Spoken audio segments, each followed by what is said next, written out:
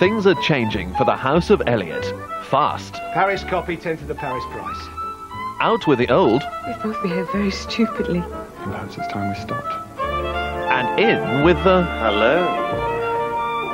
Is this one of the new models? Decision time for Evie and Beatrice. The House of Elliot. Sunday at 7:30 on BBC One. In half an hour, this studio will be full of people from all over Britain, drawn here to celebrate 1994 as the year of the family. Is the family in crisis? We'll be finding out. We'll be launching the BBC Family Helpline. The lines are open now. You can call in confidence about any problem or worry and be put in touch with an organisation who can help you. And I'll be giving tips on how to survive family life, like buy a single one-way ticket to Barbados. That's the Family Show live in half an hour. Hello, I'll be there. He won't. This is BBC One. And now, the 9 o'clock news with John Humphreys.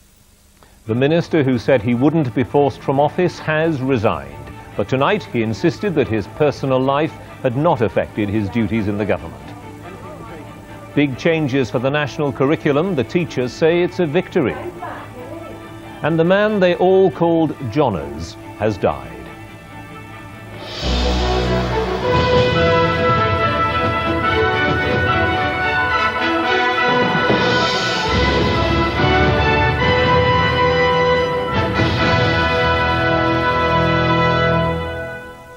Good evening. Tim Yeo, the Environment Minister who fathered a child outside his marriage, has resigned from the government. Only 24 hours ago he was adamant that he wouldn't be forced out of office by media attacks, as he put it. But this morning party officials in his constituency made it clear that he'd lost their support, and they gave him what amounted to an ultimatum. This afternoon he bowed to the inevitable. But he remained defiant. In his letter of resignation to Mr. Major, he insisted that his personal life did not affect the way he performed his duties as a minister. Forced off the ladder to the cabinet and facing an uncertain future on the back benches, a dignified Mr. Yeo didn't forget his thank yous. The only thing I want to say is how grateful I am to my colleagues in the government for the support and encouragement that they've given me over the last 2 weeks, and how sad I am to leave the government today. Later, he even managed a little gallows humour, telling reporters he planned to play a lot more golf in 1994. The previous night, he'd insisted defiantly the media wouldn't hound him out, and they didn't. Effectively, it was his constituency officers who did that today, after their overnight deliberations, signalling that while they'd keep him as an MP, they wanted him out of a ministerial team preaching family values. Whilst acknowledging Mr. Yeo's parliamentary service to the South Suffolk constituency over the last 10 years, and expressing the hope that he will continue to serve as our Member of Parliament, the officers were, nevertheless, deeply concerned at the widespread disappointment and criticism being expressed by party members, and urged Mr. Yeo to reflect on the views expressed. Downing Street left it to the minister, and denied support where he needed it most. Mr. Yeo finally volunteered to go, though his resignation letter to the Prime Minister still had a whiff of defiance. Although I consider that my personal life has never in any way prevented me from discharging my duties as a minister, I now believe that I have no alternative than to step down from the government. The Prime Minister hinted in his letter that Mr. Yeo may have left soon enough to nurture the hope of an eventual return. You have been a most effective minister, and I am sorry that your talents will not now be available to the government. I hope they may be used again at a future stage. What really sank Mr. Yeo was this year's Tory conference Back to Basics drive. The Prime Minister insists the programme is about community values, crime and education, but others have put the emphasis on moral matters like the number of single-parent families, and Mr. Yeo was committed too, telling Relate, the marriage guidance charity, it is in everyone's interests to reduce broken families and the number of single parents. After a week of scandal headlines in the tabloids, some of Mr. Yeo's colleagues think he should have gone sooner. People do tend to hold on as long as they can, don't they?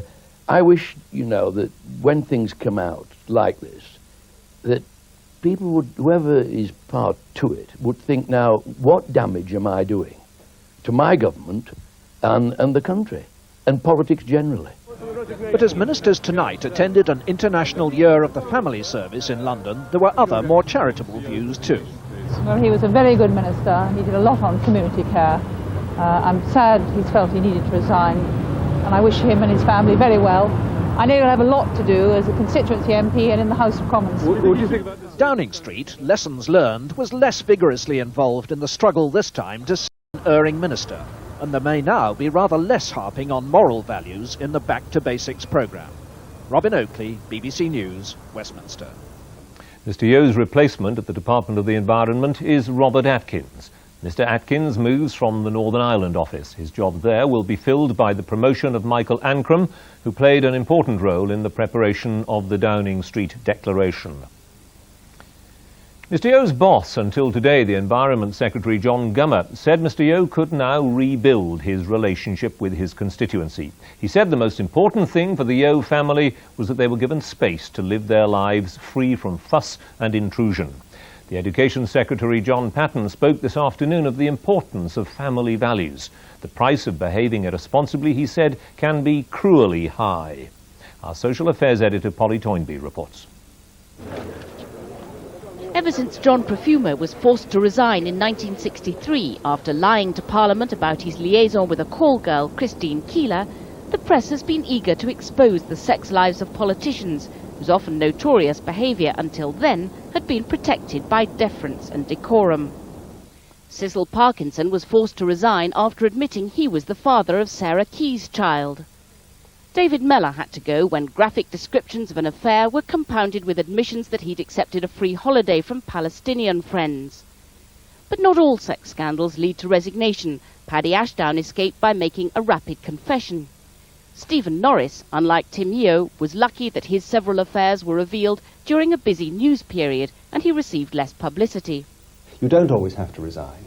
But if in this specific instance of a child being involved and a single-parent family being created, at a time when government ministers for several months have been making the running on this issue in public expenditure and morality terms, you can't treat it as anything other than a case where the factors, the hypocritical factors, come forcibly into play. Each case is different.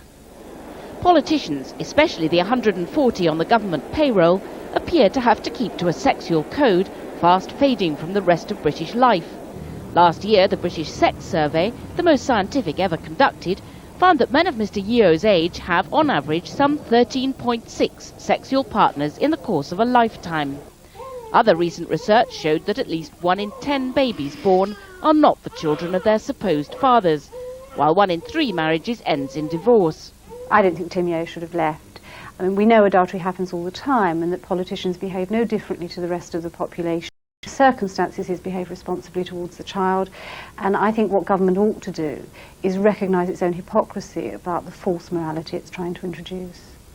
Apparently undeterred by the embarrassment of today's resignation, Education Secretary John Patten reiterated the